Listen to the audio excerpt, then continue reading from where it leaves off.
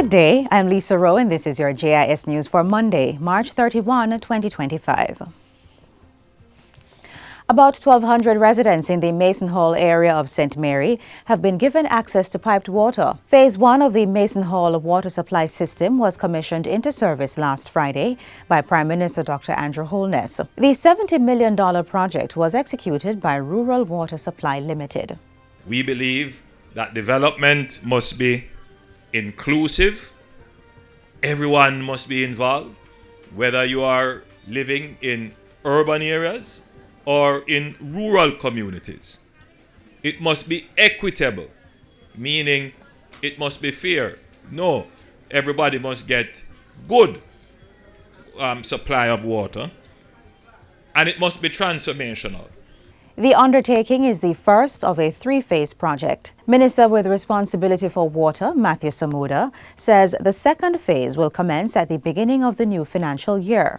It will cost an additional $100 million and is to benefit over 1,500 residents, in addition to the 1,200 being served by Phase 1.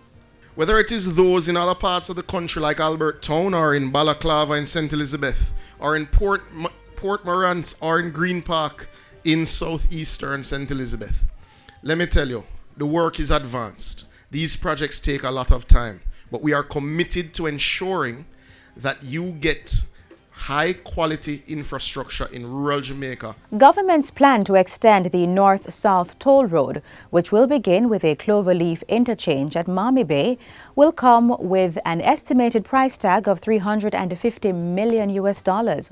Phase 1A will extend westward to Discovery Bay, and Phase 1B will move eastward to Prospect in St. Mary. Given the urgency of the development and the dislocation risks involved in upgrading this existing roadway, the government of Jamaica will take steps to designate the North-South Highway extension as a national development project. The project represents a solution to road congestion in the Mami Bay area of St. Anne. The corridor, which is supposed to be part of the North Coast Highway, is now serving as the main boulevard of a town with several entrances. The corridor handles the traffic coming to and from the north-south toll road, moving between Ocho Rios and St. Anne's Bay, as well as local traffic among the various businesses and residences along the corridor. This has created a significant traffic hazard for residents and commuters, potentially stifling the natural development energy of the area. This, Madam Speaker, is a major infrastructure development that will allow you to go around Ocho Rios and to go around the Mami Bay area and Priory. And that, Madam Speaker, will increase the natural urbanization energy which exists in that corridor. Now you're going to see the expansion of businesses along that corridor, the expansion of houses in the Draxall area, but it also takes off the congestion out of Ocho Rios, so that Ocho Rios can truly develop as a tourism town.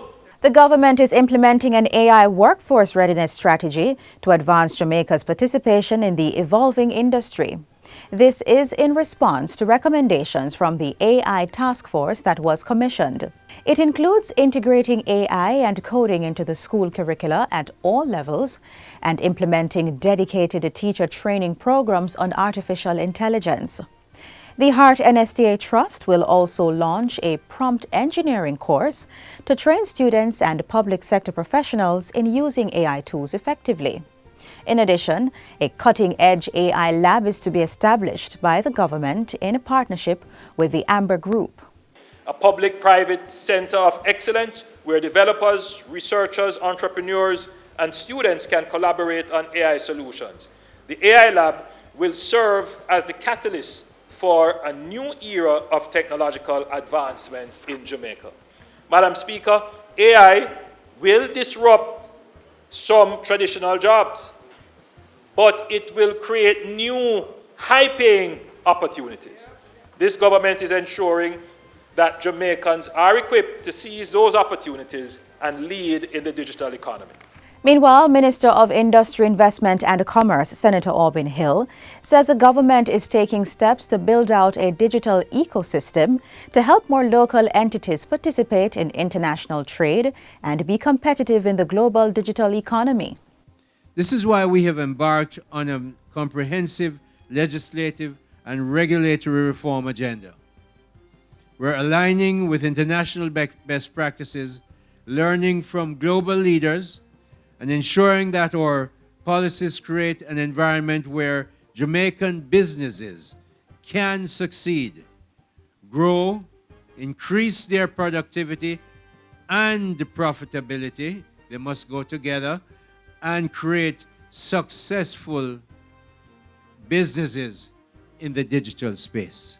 Minister Hill was speaking at a recent capacity building session on e-commerce and the digital economy held at the Terra Nova All Suite Hotel in St. Andrew. There has been an uptick in the scale of farmers' operations thanks to the ongoing conversion of the canal network to a more efficient pipe system. That's according to Agriculture Minister Floyd Green, who explains that the upgrade has led to a reduction in water leakage and theft, resulting in a more effective utilization of water resources for farming. He made the remarks during a recent tour of the Bushy Park Canal in St. Catherine, where observations are being made to convert additional sections of the canal system into pipes to improve irrigation.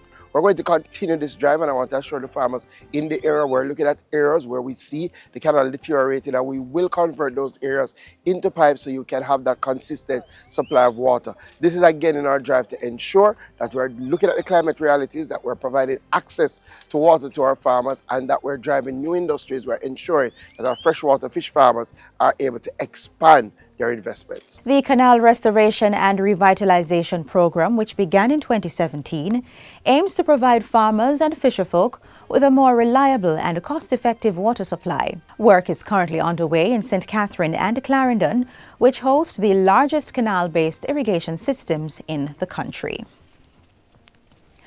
And finally, U.S. Secretary of State Marco Rubio says his country will continue to enforce its immigration rules, but assures that law-abiding permanent residents or visa holders have nothing to fear. He addressed the issue in the joint press briefing with Prime Minister Dr. Andrew Holness during his recent high-level working visit to Jamaica. Secretary Rubio explained that over the last few years, approximately 15 million people entered the U.S. unlawfully and irregularly, but pointed out that Jamaica was not a major source of illegal migration. Jamaica is not a major source of illegal migration, to be frank. It's not even in the top 10 or top 20 for that matter, I don't think. Unless you're some student visa holder who's a sympathizer of some terrorist organization and is running around in our streets like a lunatic, burning down buildings and attacking students at universities. If you're a gang member, we're going to kick you out, okay? But if you're a green card holder and you're not any of these things, you're going to be fine. And that's it for JIS News Today.